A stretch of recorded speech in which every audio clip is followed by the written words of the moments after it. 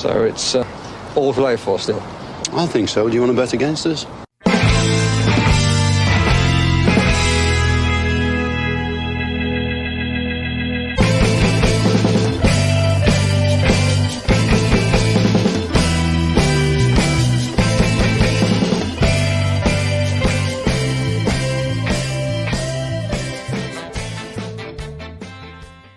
Hello, Aston Villa fans, and welcome to For the Love of Paul McGrath podcast for an Arsenal preview. And to be honest with you, I didn't think I was going to be able to make it or to do an Arsenal preview. Life has been getting in the way the last couple of days since the City game, and probably more on that in a moment because the team sheet tantrum is in doubt for tomorrow as well.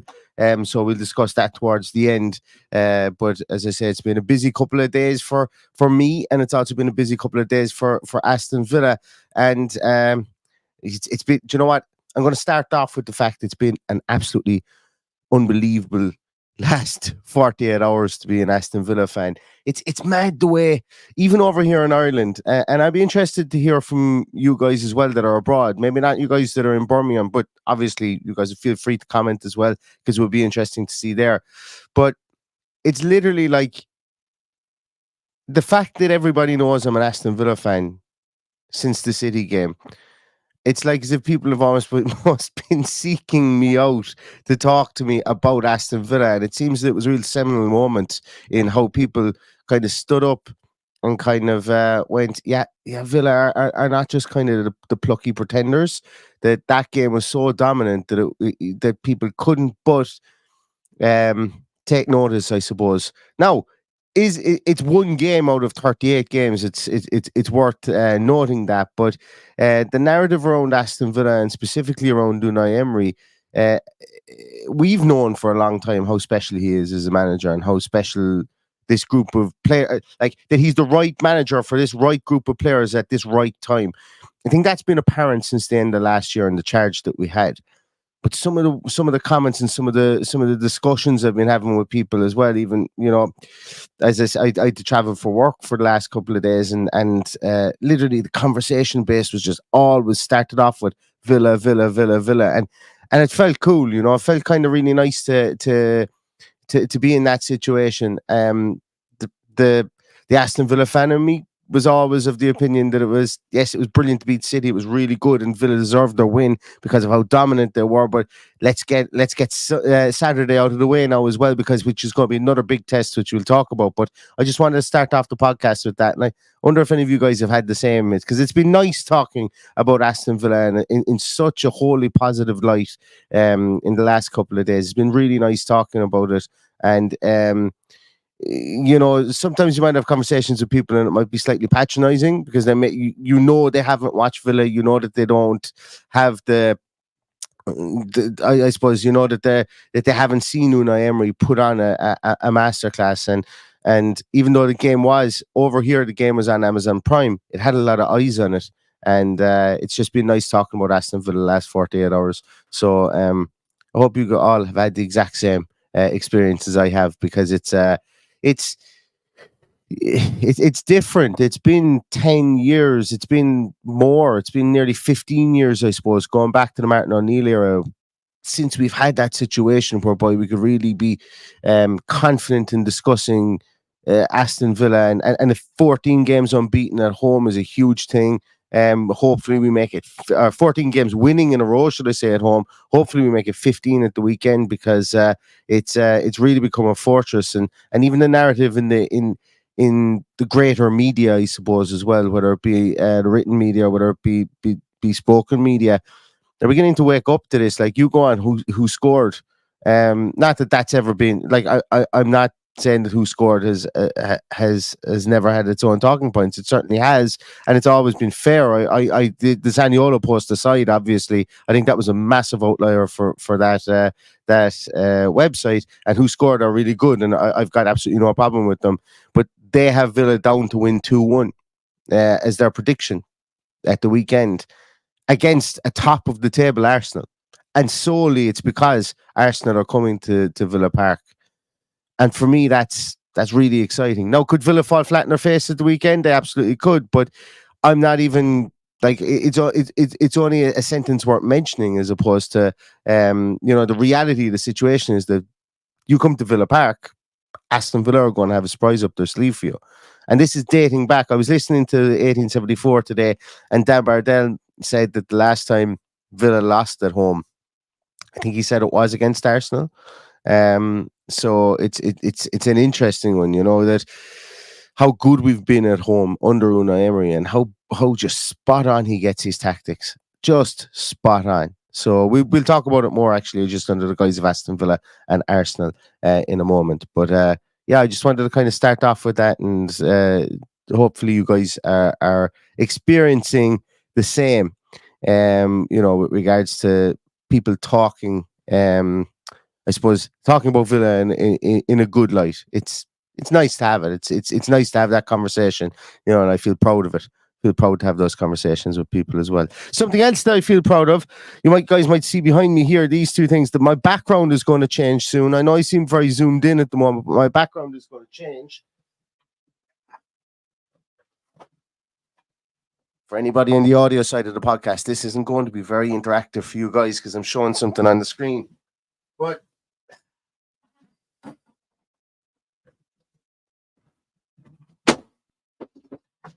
the mystery person that sent me a signed Aston Villa jersey after my son was born in May, whoever you are, nobody has ever come forward to claim that. So in case anybody's wondering what the hell I'm talking about there, and for anybody on the audio side of things, if you don't watch on YouTube, about a week after my son was born, it was about a week after my son was born, I got a package with a signed Aston Villa jersey.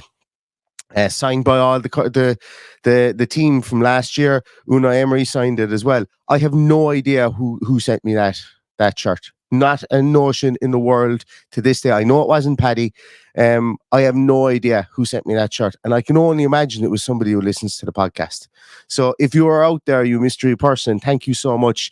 And I didn't want their goodwill and efforts to go by the wayside. I've gotten it framed and it's going to go up on the wall, and there's a couple of other new things that are going to go up on the wall as well. So the background will change slightly over the Christmas period, let's just say. But just wanted to mark that as well and remind the person that sent it to me that you're a good egg, whoever you are. Sometimes it's nice to have unsolved mysteries like that. As I say, and just wanted to say thanks again, and whoever it is, make yourself known, because I really appreciate it. It was something that really caught me caught me by the heartstrings when the package arrived and I opened it. No letter, no anything, just a signed shirt, and obviously, it was somebody who takes the time to watch the podcast and liked it enough that they were able to get and had the contacts somehow that they were able to get the shirt signed. So thanks very much for that, whoever you are, mystery person out there as well.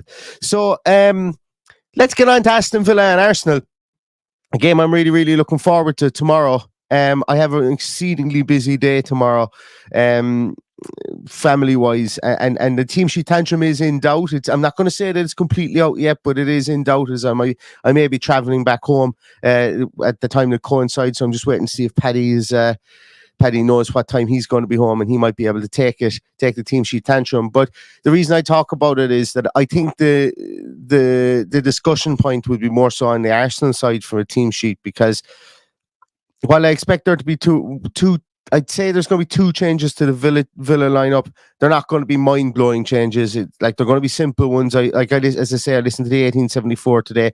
I think Diaby might come into the team. I think we might see Jacob Ramsey come into the team. I think we might go a lot more compact in midfield. I know that Leon Bailey absolutely played out of his socks, but with the knock that he took, and also the fact that 2 games in short succession as well. If Bailey is fit, maybe bringing him off the bench again. Once again, it's a horses for courses thing that Mr. Emery does. Currently, specifically when we're at home as well. I know Leon Bailey has that brilliant record at home as well, specifically this year. But based on the fact that he went off with an injury, and based on Unai Emery's press conference today, I think that he may start the game on the bench. Yuri Tielemans, I don't know what the situation is there. With him, he was brilliant. Sorry, I do know what the situation is there. I wonder will he start him, is what I was thinking in this game against Arsenal. I personally would. I think he was absolutely fantastic against Man City. I really do. I don't think that he was as hugely noticeable as he has been in other games when he's played in that support striker role. Um, and I mean that in a good way. I don't mean that in a negative way. His pressing was brilliant. Anytime he got on the ball, he was able to thread the needle, and he was just incredibly efficient whenever he was on the ball. Yuri Tielemans, incredibly efficient. And same with Bailey. Bailey's carrying of the ball against City as well was absolutely fantastic. So it'll be interesting to see what that axis looks like going forward. The big thing with Tielemans for me is the renaissance of him in the 10 position, or of him in that support striker position, is night and day difference in how he plays there than when you bring him back further to play in that 6 or to play in that 8 position. His press was fantastic against Man City, and for that reason I think that he's going to be a real big asset, and I think he will play at the weekend. I think he will start Tielemans at the weekend. But then what does that mean? Does that mean that McGinn goes over to the right hand side and Jacob Ramsey to the left, like we saw so much last season, with Kamara and Louise in the middle? Or does he play Bailey in there? Does he play Diaby in that Tielemans support striker role? And either way, I'm happy, because I don't think that there's a negative. I don't even really believe it dictates how we're specifically going to play as such, other than we don't have that speedster within the team. But I still think that it allows us to be dominant, and I think it actually allows us to be more ball dominant and to be more, almost even more creative in a way, while being a lot more compact, to try and stop the likes of Saka, to be able to get back and help Konza and Digne with those runs from Saka, from Martinelli, the overlap from White, and there's no way for me that Zinchenko doesn't play this game for Arsenal, and that's a big piece for Arsenal. I don't think there's any way he leaves Zinchenko out. I agree with guys in the 1874. I think that the only reason the QR was played at left back was just for height purposes, for tactical reasons specifically. I think Zinchenko, if he's fit, just definitely waltzes in there. Interesting to see how the dichotomies between midfield as well. Obviously, their midfield is very much revolves around the fulcrum of Declan Rice. Our midfield our midfield is more industrious than their midfield three, specifically with Havertz and Odegaard. But when they get on the ball, and if they're allowed time, that's a dangerous midfield three. Havertz, yes, hasn't hit the heights that a lot of people have expected since he's come into English football, but he's started to come good the last 3, 4, 5 games for Arsenal, specifically in that more withdrawn role into midfield. So that midfield battle for me is going to be tantalising between Douglas Luiz and Kamara, McGinn, whoever else is going to be in there, and that's why I think he's going to go with a 4 to have a rotation inwards, I suppose, really to stop the Havertz and the Odegaards of carrying the ball through the middle, and also to have those guys that are going to be able to filter back and play like we did so much last season if we needed to get into a lower block, to protect our fullbacks from the likes of Saka and Martinelli. So that's what makes me think he's going to go with those two guys. But that's where the game is going to be won and lost. And so often for an Aston Villa team, that's where, as I've said it before, the axis of Luis and Kamara, when they are in pinpoint form, Aston Villa are a completely different beast. All you've got to do is go back and look at Wednesday night as well. Kamara was superb on Wednesday night, and the high pressing of Tielemans was just a joy to watch too. So that kind of triangle of those three players, Luis, Kamara, and Tielemans, were so pivotal to the game.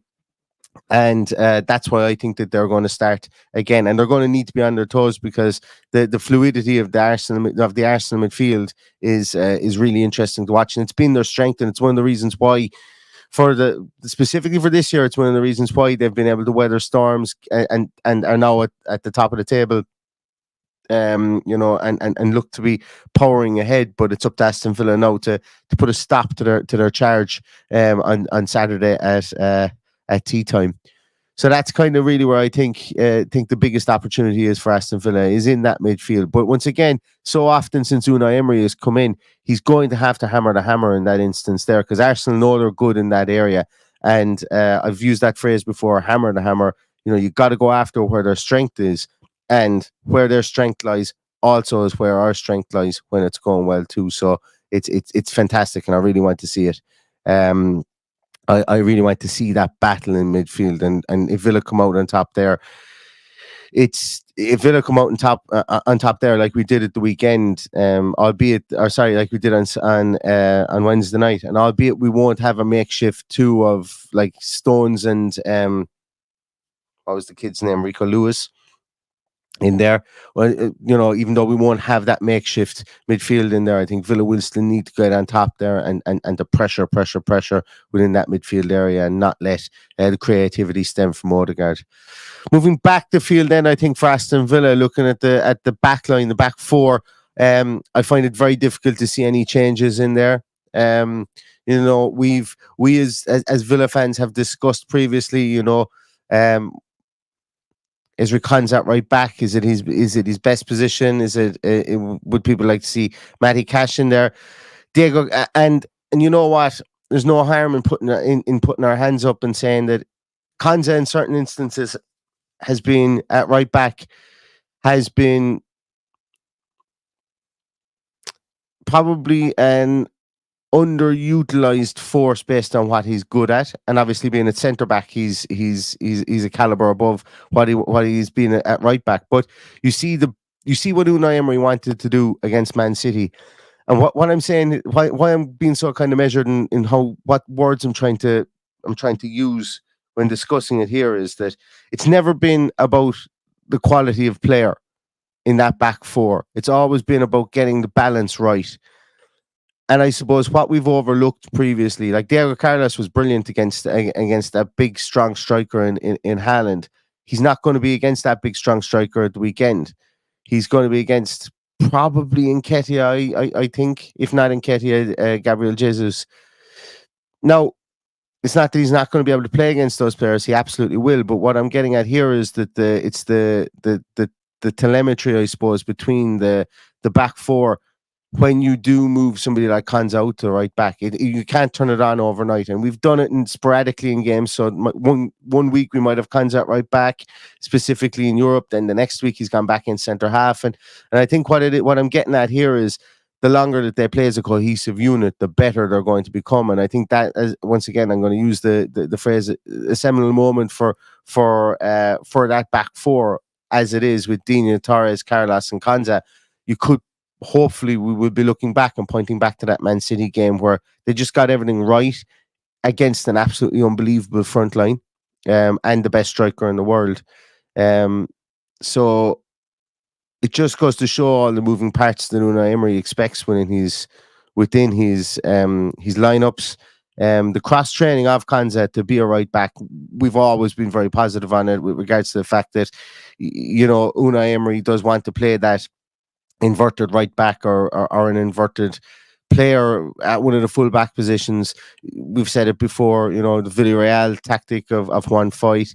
He got some real good joy out of that, and it takes time for the back four to understand how to play that role. And obviously, I suppose as well, regards to turning into a back three and the fluidity of becoming a back three and then into a back four and so on and so forth, is interesting as well. So we're seeing like we saw a completely different animal against Man City, and how that back four reacted, and that's a positive sign. And I think he goes with that back four again, just from the point of view that like Arsenal and City are two massive games. Like no matter what way you try, what way we chew it up and spit it out, Man City and Arsenal, whatever points you get against those teams are gravy. They're points earned as opposed to points expected, no matter what way we chew it up and spit it out, as I said.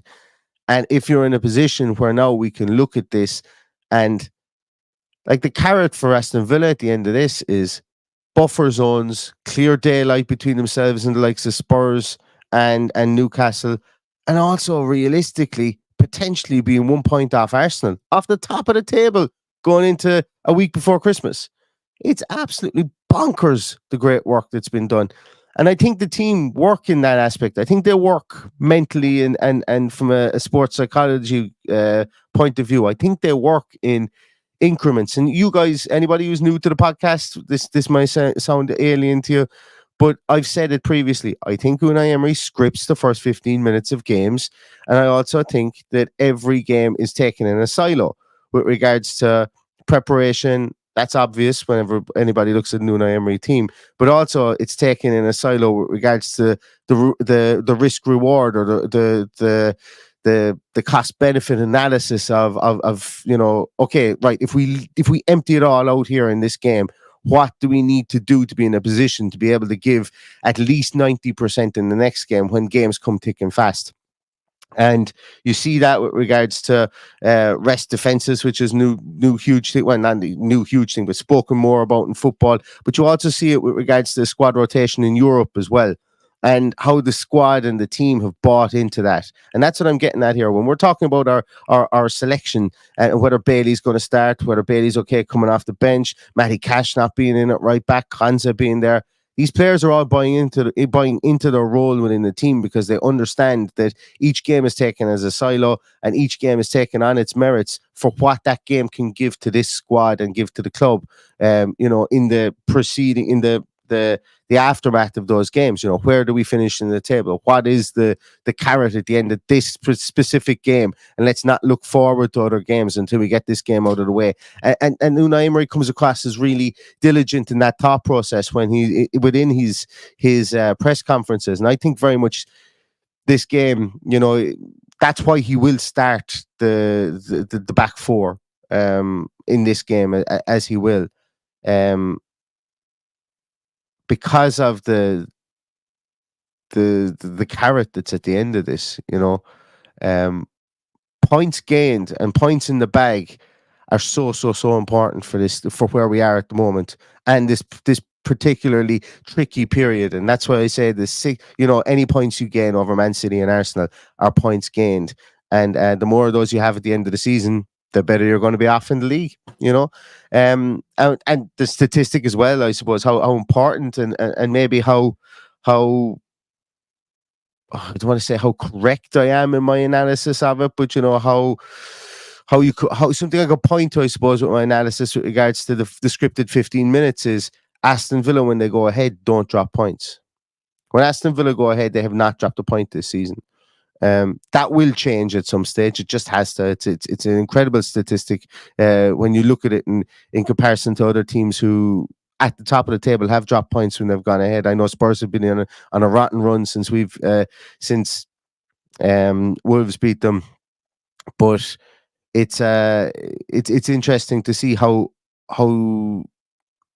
I suppose being resilient becomes a habit, and this team certainly has the resilience in that aspect to expect to win when they go ahead. And I think nothing else will be different in this game at the weekend. I think Aston Villa will come out of the traps at home. I think the first 15 minutes, as always, to set a tone against another team, to get them chasing, to try and find the weakness areas, to attack. Much and all as I love Zinchenko, and I was a big fan of him potentially coming to Aston Villa, I think that's probably where you get your luck against this Arsenal team. Also, I suppose conversely enough, or controversially enough in regards to maybe what other people think, I think going directly down the middle against this Arsenal team, if you can get Declan Rice out of position and you can attack directly at Gabriel and Saliba, I think there's joy to be got out there. It's not that they're protected or anything. They're two fantastic defenders, do not get me wrong. But I think drawing people into the middle of the field for them, just like happens at corners, just like happens at set pieces, but also in open play, I think there's joy to be got there. I don't know how to do it. It's very difficult against this midfield three that Arsenal have and this back four that Arsenal play. But I think if there's anyone who can come up with a game plan, and that's why I'm thinking Tielemans starts, to be able to draw this Arsenal team out of their block, to be able to draw I suppose gaps in between those two centre halves as well. Shaky goalkeeper in there at the moment, fantastic goalkeeper, just having a bad run of form, and is David Ray at the moment. Getting down centrally on them as well, I think we're going to have joy in that too. But how we do it, I don't know, and that's my reasoning behind thinking. My reasoning behind the Tielemans start is that you keep teams honest, you keep teams from going wide quickly when you've got somebody in there, and you keep teams having to leave somebody at home to protect those two centre halves as well. So it's going to be really, really interesting to see how Villa set up, and how Arsenal set up, I think, for this game at the weekend. I'm going to come to your comments because I've spoken for 25 minutes uninterrupted there, and I really want to bring some of your comments into it. Where else? Dave Scott says, don't know about you, but I've been receiving lots of messages since Wednesday from some I haven't seen in years about Villa's transformation. I think a lot of people stood up and took notice, as I say, about Wednesday. Once again, it's one game in a silo, but bloody hell was it a fantastic game. And directly after this, I'm going to throw myself into the cot and watch the game again on my phone and drift back off into Never Neverland watching such a fantastic game. But we should, as I said, it was just a complete performance against Europe's best team, arguably, on Wednesday, and that's fun when stuff like that happens to Aston Villa for sure. Neil ABC asked me, am I giving out my address? That's what makes, I presume that's about the shirt, about the signed jersey that I got framed. That's what makes it all the more interesting. No, is I don't give out my address to people, so I have no idea, and like it is crazy. Now, it wouldn't be very difficult to get my address, put it that way. So that's what makes my the secret shirt sender all the more impactful. They went to that effort to get me a shirt. So once again, as I say, it's incredibly appreciated, whoever it was. Where else are we? Yes, Richie Ryan. Apologies as well. Yes, I meant to mark the passing of Benjamin at the start of the podcast as well. And I think now is probably as good a time as any to chat about him. I never got to meet him. But anybody I know that did meet him always said that there was an aura of incredible kind of inspiration from him. Obviously, his line of talent, being a poet and being a literary type person as well, was he was a real good wordsmith. That semi-final piece he put together about Aston Villa just came directly straight from the heart, and it was straight from his own lived experience of being an Aston Villa fan. Some of the phrases he's used there have been almost immortalized with regards to following Aston Villa and the kind of the galvanization of a fan base at the time that needed to be galvanized, and that short vignette that he did for that semi-final, it's poignant, and it's as I say, it's one, there's a couple of things Villa have done over the last 7 or 8 years when you look at it, and obviously the stuff with David Bradley as well has been fantastic, and they're almost like battle cries, they're almost like rousing cheers to as I say, galvanize a fan base that you can always go back to, and he got it spot on. He got that prose he did. He got it spot on when he did it. It was spot on for the time. It's spot on for now, and it really, really grasps and puts its arms around, I suppose, the nature of the four teams in that small area of between West Bromwich, Wolverhampton, and Birmingham. The four teams in that area. I suppose the nodal regional working class nature of how football was and still is within that area, and the rivalries, albeit friendly and jocund, the rivalries and how they can, they formed a childhood for many as a person within that area. So R.I.P. Benjamin, for sure. The Aston Villa Foundation put out a really, really nice piece on him, and obviously just a very decorated man from his poetry to even his acting career as well. And he'll be missed because it was only a short time ago that we found out that he was ill, and it just makes you cherish everything, I suppose, really, that in 8 short weeks from finding out from people finding out that he was ill, that he's no longer here, and he will be missed around Aston Villa for sure, and his impact will be immortal, I suppose, really within that short prose that he did, because it's such a really, really nice piece of, it's really nicely delivered piece of writing as well that he did for Aston Villa at that time. So yeah, for sure, Holt Ender in the Sky, and somebody that has certainly left a fantastic mark on this football club. So rest in peace, that man. Where else are we as well? I'm not really going to go into the referee piece, because I know Fatty watches this. His blood pressure is going to go through the roof when he hears about what the referee combination is. So we will have a post-match podcast for the game. The team sheet tantrum tomorrow is TBD, TBC. It's under threat. Tomorrow it may not happen, but so keep an eye out on social media for it, guys. As I say, if we can get it out in any way, shape, or form, we will, because we love doing them. They're my favorite podcast of the week. They really are, because, as I say, the optimism goes through the roof. And I love it. So if we can do it, we will do it. But at the moment, it is in danger of both of us just not being available. But we will be back with a post-match podcast for Aston Villa versus Arsenal tomorrow, regardless.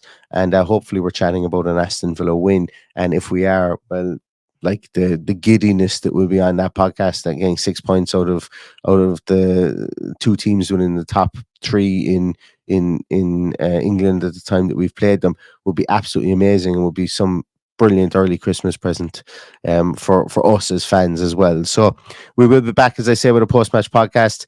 But to everybody out there that's been watching tonight, thank you so much. And to everybody who's watched over the last few weeks, for the last few years, thank you so much as well. As I say, your time is very precious, in the fact that you choose to click on that link and to watch two fellas in Ireland talk shite about Aston Villa Football Club is really heartwarming as well. So thank you so much to every one of you. And we will be back tomorrow with a podcast, whether it's Team Sheet Tantrum first and a post-match afterwards. We will see you again tomorrow.